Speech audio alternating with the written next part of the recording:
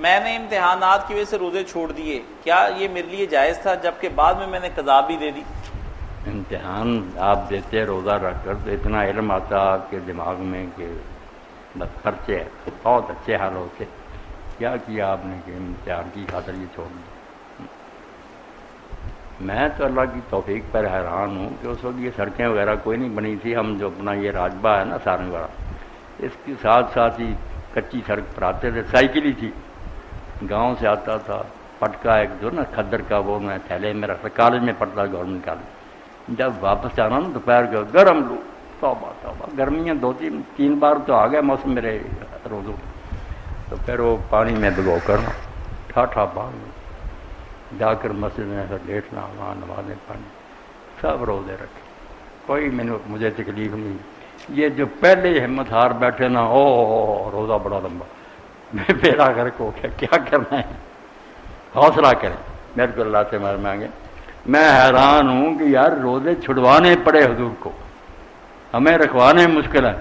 جو عرب عادی نہیں تھے اتنے عادی ہو گئے، مزہ آیا کہ صوم وصال رکھنے لگے، نہ شام کو افطار کرنا نہ سحری کھانی، یعنی دن بھی روزہ، ساری رات بھی پھر روزہ، اگلا روزہ بھی ساتھ ہی جوڑ دینا، رات کو بھی کسی وقت ایک درا نہیں کھانا نہ پینا، اس کو صوم وصال کہتے ہیں۔ نبی علیہ السلام تو رکھتے تھے، صحابہ کرام بھی رکھنے لگے، تو حضور نے کہا کہ تم نہ رکھو، میری نقل نہ اتارو، ٹھیک ہے میں بشر ہوں مگر اللہ تعالیٰ مجھے طاقت دیتا، کھلاتا پلاتا، اگر ہم یہ سمجھیں کہ رات کو کھانا اترا تھا کھا لیتے تو پھر تو صوم وصال نہ ہوتا۔ آپ نے کہا صوم وصال تو ہے میرا کہ کئی دن کا لگاتا، مگر اللہ تعالیٰ مجھے روحانی طاقت دیتا، اتنا حوصلہ۔ تو لوگ بعد نہیں آئے، پھر چاند چڑھ گیا تو آپ نے فرمایا چلو تمہاری جان چھوٹ گئی، ورنہ میرا ارادہ تھا کہ تمہیں مزہ دکھاؤں کہ لگاتار رکھتا ہی رہوں، پھر تمہیں پتہ چلے گا کہ یہ روزہ رکھنے۔ اب بھی ہمیں اجازت ہے کہ کوئی شخص اگر یہ رکھنا چاہے نا، کچلنا چاہے نفس کو، تو سحر سے سحر تک، شام کو نہ افطار کرے، ساری کھا لے، پھر جا کر ساری کھا لے، رات بھی روزے میں گزرے۔ یہ صحیح بخاری میں آتا ہے کہ تم اگر زیادہ محنت کرنا چاہتے ہو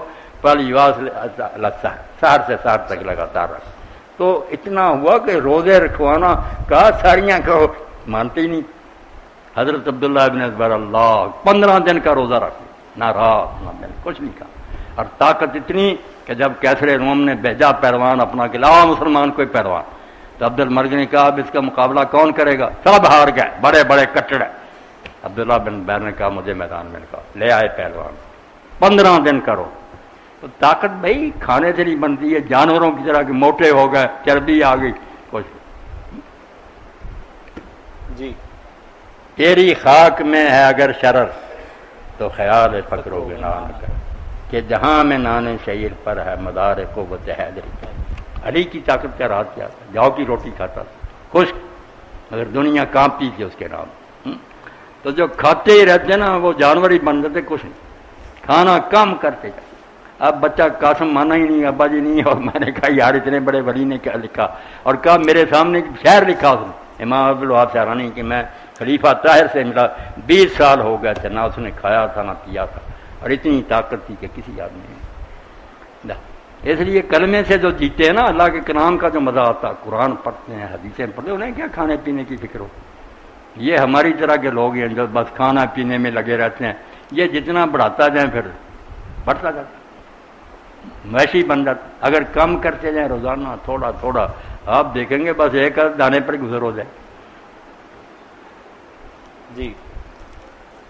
میرے ساتھ میرے گاؤں کے جو فوت ہو گیا منظور، ان کا نام تھا اللہ بخش، تو وہ بہت نا گھی سے تلے ہوئے پراٹھے لے کر جاتا تھا، کئی کے پراٹھے اس نے باندھے ہوتے، اسکول میں وہ ایک جگہ بنی ہوئی تھی، لٹکا دیتا، جب آدھی چھٹی ہوتی تھی نکال کے۔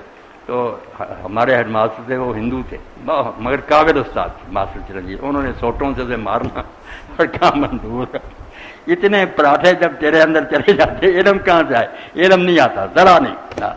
میں خشک روٹی خشک دانے، سارے اسکول سے اول، امتحانوں میں اول، استاد کہتے رہتے فیل ہو جائے گا، نہ کوئی پڑھنا لکھنا، جب بیٹا پرچہ حل کرنے کے لیے بیٹھنا سمجھ نہ آنا کہ کیا لکھا اور کیا چھوڑ، ساری دنیا کی لائبریری کی کتابیں چاٹ جاتا تھا، مجھے کیا رکھنی تھی۔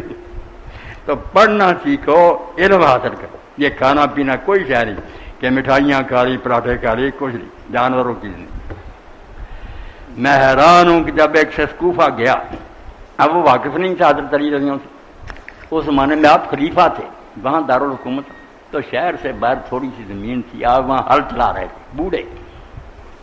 تو اس نے کہا بابا میں بھوکا ہوں، کوئی روٹی کھانی. تو آپ نے کہا یہ میرا کھانا پڑا. اب اس نے کھانا کھولا تو وہ خشک ستو تھے. تو اس نے کہا یہ کھانا تو مجھ سے نہیں کھایا جاتا. تو آپ نے یہ نہیں کہا کہ میرا بیٹا فرمایا شہر میں جا کر نا حسن کا پتہ کرنا، اس کے دروازے پر چلا گیا. جب وہ گئے تو وہاں کھانے پک رہے تھے، طرح طرح کے مسکین کھا رہے تھے. تو اس نے حیران ہو کر کہا کہ حضرت میں نے ایک باہر بوڑھے کو دیکھا، وہ ہل چلا رہا تھا اور اس کے پاس ستو تھے. جس شہر میں یہ کھانے غریب کھا رہے ہیں اس کو کیوں نصیب نہیں ہوتے؟ تو حضرت حسن عظیم کی آنکھوں میں آنسو آ گئے. انہوں نے کہا بھائی وہ کسان نہیں تھا، میرے والد نے وہی خلیفہ اور امیر المومنین ہے، اور بے سطح بڑے اس لیے آپ کو رکھتے ہیں کہ ادنا سے ادنا غریب جو ہے نا اس کا انہیں پتہ رہے. اگر وہ اچھا کھانا کھائے انہیں کیا پتا کہ غریبوں کا کیا حال ہوگا. اس لیے ویسا، اور اس کو بھی آپ سیل کر کے رکھتے، ستو جو ہے نا وہ بند کر کے نا تھیلی اس پر اپنی مور لگاتے. لوگوں نے کہا اس کو کس نے چوری کرنا، یہ تو کھایا ہی نہیں جاتا. تو کہا نہیں، حسن اور حسین سے ڈرا ہے کہ وہ کہیں مجھ پر ترس کھا کر نہ اس میں کوئی گھی یا شہد نہ ملا دے، اس لیے میں خشک رکھتا کہ جہاں میں نان شعیر پر ہے مدار قوت ہے. اب ان دنیا کے لالچیوں کو کیا بتائے کہ یہ مقام ہی اور جی کمی کرنی شروع کرنے کھانوں میں انشاءاللہ نور ہی نور ہو جائے گا، سینوں میں بھی علم بھی آئے گا، ذکر میں برکت ہوگی. کھاتے ہی جائیں، یہاں تک آ جائے کھانا کیا نہ صبح جاگ سکتے ہیں